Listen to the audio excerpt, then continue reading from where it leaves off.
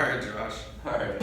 So, number 2, what class were you in? I was in class number 836. 836. I was in 818. What do you think of the Actually, first, how did you find out about the maritime industry? And how did you find out about the program? And what pushed you into this industry? Well, a lot of different things came together in order for me to find out. My mom's neighbor is actually the one who told me about the program. He's currently sailing as a second engineer.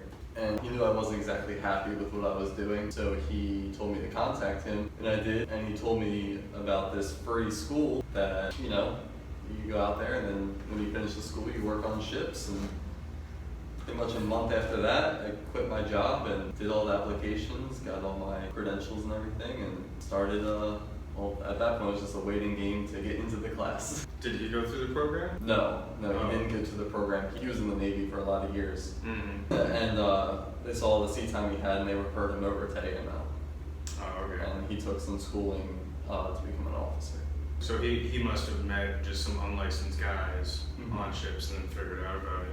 So wait, you up and quit your job before ever getting... Oh yeah, before I got accepted, everything. I did not like where I was at. I was hoping I would get in a lot sooner than I did. Applied, well, I got letters of recommendations and my application filled out probably by June. I quit my job in July, moved out of where I lived, and then I didn't go to school until February. July, August, September, October, November, December. Dang. Yeah, so I was just doing odd jobs, to carry me week to week. But it worked out, and I'm happy. I'm happy that I did it. Yeah, I was doing my jobs. I mean, like I've told you, I was working 3 different jobs, and I slowly just started quitting. I quit one, and then I quit another 2 weeks before I was gonna leave. And I kept working my landscaping job up until the last 3 days, because I was still trying to build up, a little bit of money, a little bit of savings, because I was thinking the program was going to be 2 years straight. So, how was your first phase? First phase, a lot of people say it's the worst, but I liked it. Yeah, I loved it. Yeah, because you don't have any responsibilities, man. Yeah. You look good, you clean the room, you pass your classes, and that's all they care about, Yeah. You stay out of trouble, and the time will fly by. You meet some really good people, you meet some people you don't necessarily like, but overall, I have friends. I would like to say that I'll have these friends for life now.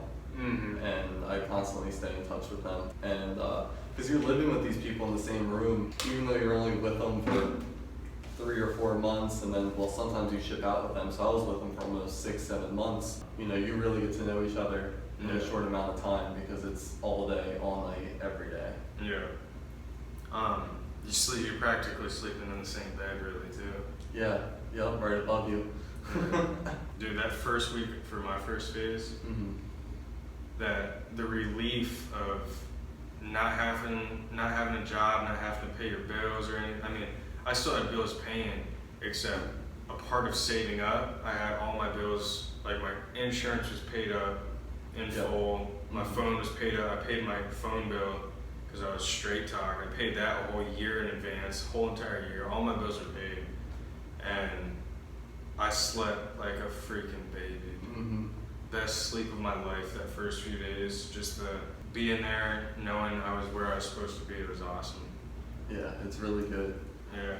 You learn a lot about yourself there, and how you interact with people that you never met, or different cultures, different backgrounds. Yeah, that's definitely a big part of it too. When you're sleeping in the same room with 15 to 20 other guys, it's not like having an apartment with 2 or 3 guys. No. It's same exact room, same shop, same everything for everybody for 3 months. Did you actually get to go out on the traineeship? Yep. I went out on the Freedom Star. I think we did a 3-day or 4-day voyage. Yeah.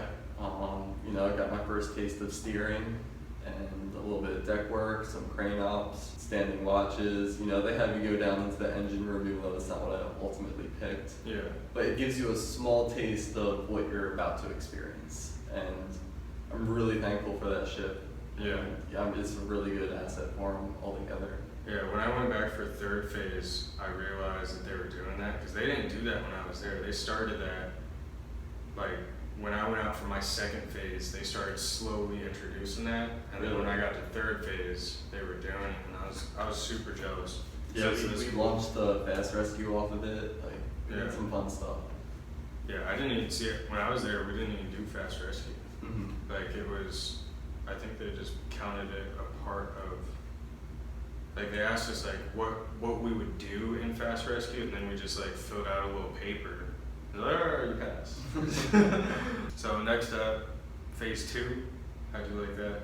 Phase 2, it was different. The best part about it was all the people in my class. Yeah. We all went to the same shift. We all went Every single one of you? minus 3 or 4. So how big was your class? 16 total. That's a good majority. Yeah. 12 or so people. And it was good having all of them there. Yeah. Being on the cruise ship, I really felt like I got robbed of a real deck experience because, you know, you're not out there chipping and painting every day. You're more cleaning and wiping and making sure you look good in front of the guests, and it's just a different environment. But every ship's a little bit different, so it's not too bad. You definitely lose out on the deck experience going to the cruise ship. I mean, I definitely got a butt ton of engine experience. Oh, yeah, me too. They had a head go out, and I actually helped the mates or the engineers replace a cylinder head on one of the main engines. Yeah. So I got a bunch of engine room experience, but deck, there's nothing. You're either teak oil and you're sanding rails, shop vacs, polishing, stainless, mopping. That's pretty much it. So originally, I went to the cruise ship because Mr. Guy had brought in 2 papers for these 2 guys for the cruise ship. And they're like, oh, what? No, come on. No, we don't want to do that. And me and another guy were like, shoot, we'll take them. Like, because we knew the cruise ship, you pass the test, you're flying out. Out right away. And you're there 90 days. It's not like you're going to be in the middle of the ocean for another 2 weeks. And you know it's guaranteed 90 and you can come back. And like I said, I could have came back. Like, I could have came back from second phase and been in a class right in the third phase within the week, but I didn't. Yeah, those other guys, they ended up sitting around for like 2-3 weeks before they picked up a job. Yeah, that's a bummer. But they did get to go to some more not nicer, but exotic places. Exotic places on probably container ships or tankers. Yeah. Third phase, how was third phase for you? Flew by, and going deck, the third phase is where they separate you into your department. Yeah. And so you go there and you're in a room and it's just deck guys, and all you can think about is, navigation questions, navigation classes, learning about your lights and shapes, and you're quizzing each other nonstop. And it's really good to have a smaller group of people with the same mindset. Yeah. And we pretty much all ended up getting 90 pluses on the test. Yeah. And it was just studying day and night. And that was I think my RFPNW, I think the lowest one we had was like a 86 or something. The majority of us had 90s, but there's like 2 guys that got in the 80s. But how big was your RFPNW class? 5 people. Yeah. I think mine was 6. Nice. It's really good when you get into the simulator. You get lots and lots and lots of simulator time. Yeah. And that's, it's pretty close. It's pretty close to the real thing. I think so. Yeah. Oh yeah, definitely. No, dude. When I first got here, the bosun tried at the time, he tried to tell me like, oh yeah, you think you're all that just because you've driven a simulator. It's nothing like the real thing, blah, blah, blah. And then I get up here and I steer this, and this is 100 times easier than the simulator. Yeah. Like some of the exercises that Mr. Truitt had put us through in the simulator were way harder than actually steering this shit. Right, like with the wind and rain, and you gotta keep it at 5 degrees just to go straight. Yeah. Playing Texas Chicken, learning to steer with the bow cushion, the stern section. It's definitely, you learn a lot in that simulator. The simulators are fun but very informing. And this is your 4th phase ship. This is how do you like this with me?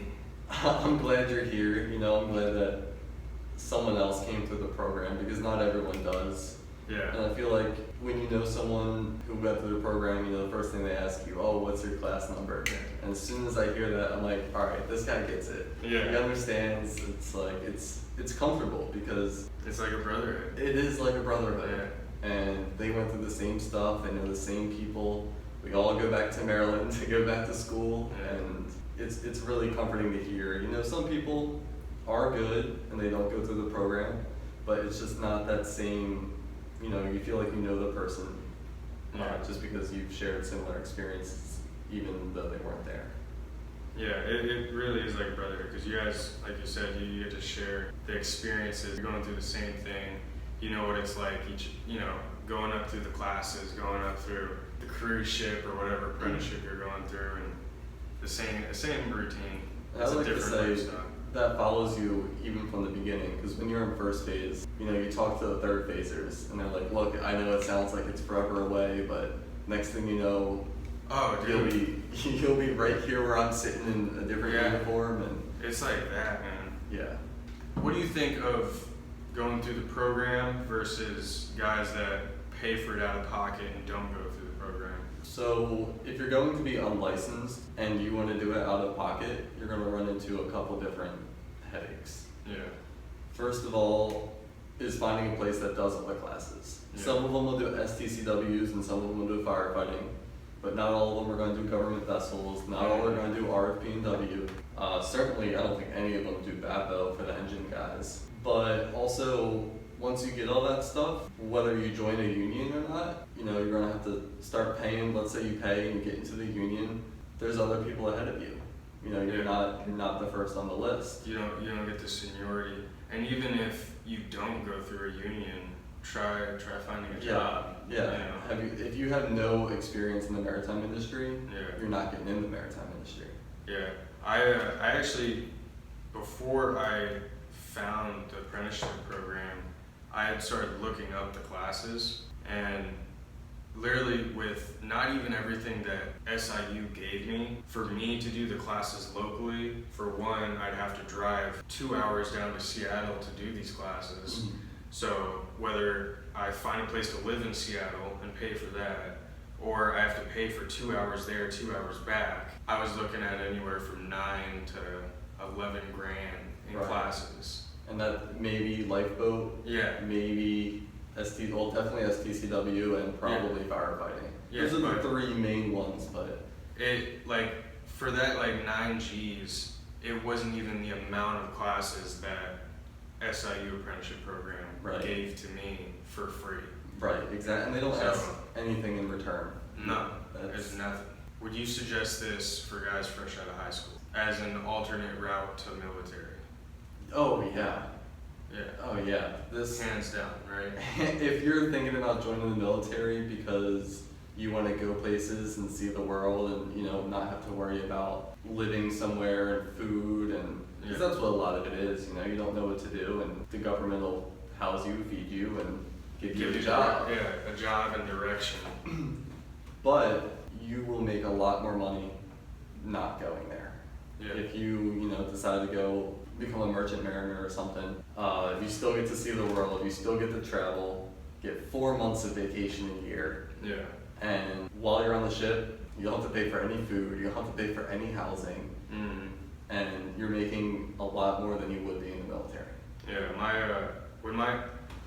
Because my family knew nothing about this. My dad, nobody knew anything about this, and I just started doing it all on my own. And then when I finally got into it and started making money, my dad was like, "What? How much are you making?" Like, my dad and every single Navy or military guy that I've met has said, if I would have known about being a merchant mariner when I was your age, I would have never joined the military. Mhm. The Navy in particular, because we're similar. Yeah, It's very sailors similar. and sailors. But yeah, the money that we make fresh out the gate compared to somebody that's, fresh out the gate. But in the military. time you have off. Yeah. You're making all this money and you have time off. You know, you're in the military, they own you. Yeah. That's it. Yeah, you really don't get the vacation. That's the big plus side of this is the vacation. Mhm. The freedom it allows you. You know, the time off that you can go and pursue other life goals that you have or anything. Travel. I mean, you get to travel on the job, Yep. get your money, and go travel off the job. And with the union, it's not like you have to go back at a certain time. That's the big part too. Right. Like, if I really wanted right now, as long as my union dues are paid and my Coast Guard credentials are up to date, which they're, anywhere from 2 to 5 years, I don't have to sail. Right. I can literally keep all my credentials up to date and not sail and still come back for the union and get a job whenever I want. Yep. I could take a year-long vacation, a 2-year-long vacation. Obviously, I won't make any money doing that, but I can if I want. And then if I really run out of money, come back and sail whenever I want. And that's part of the beauty of it, because you can pick what ships you want to get on, more or less. The board's up there, and you're like, Yeah. okay, this is a tanker, it's running a route from Texas to Florida. You'll always have phone signal, or most of the time you'll have phone signal. Or maybe you want to travel the world, and you hop on a row that's going all over the place, or... Yeah.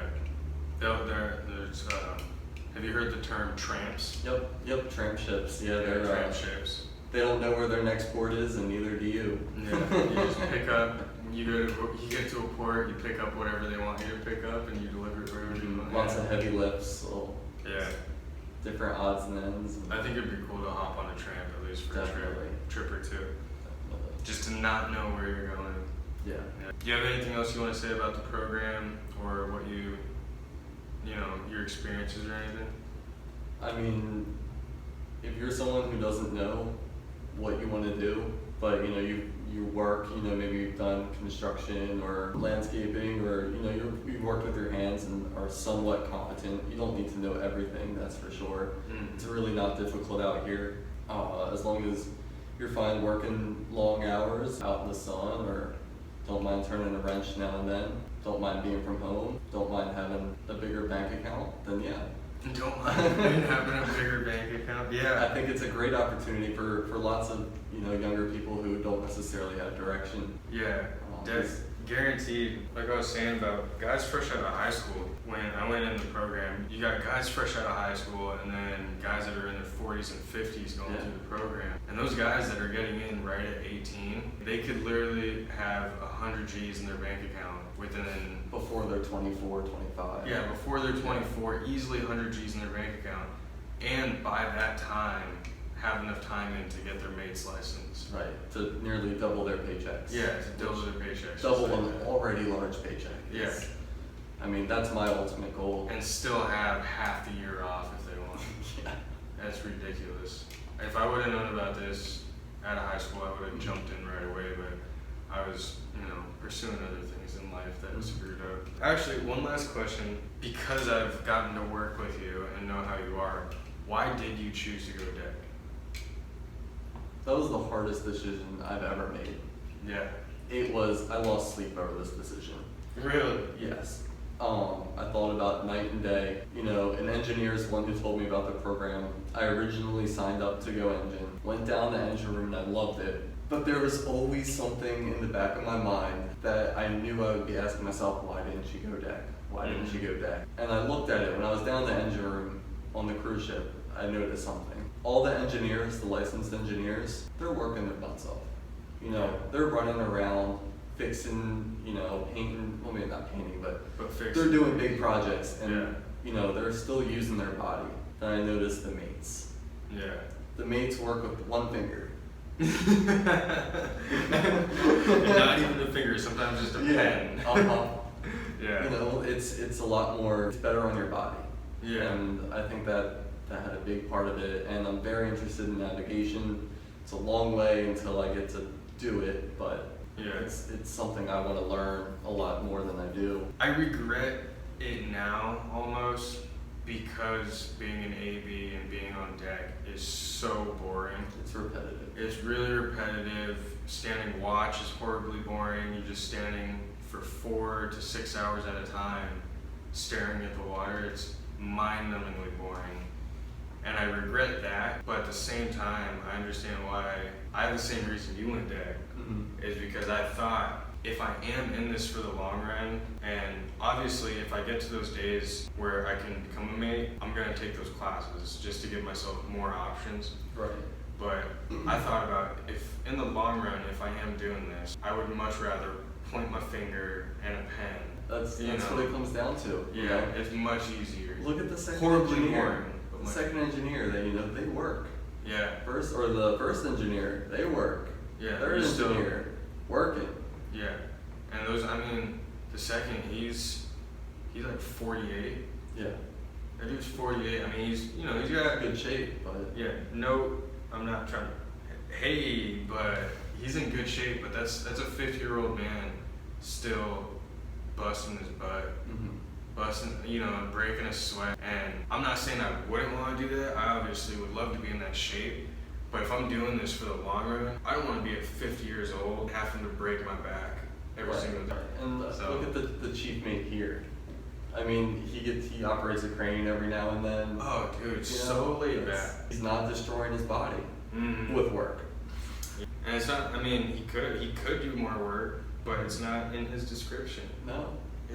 He's like 61, 62. I mean, yeah, he has other duties, but They're not back-breaking they're responsibilities. not backbreaking.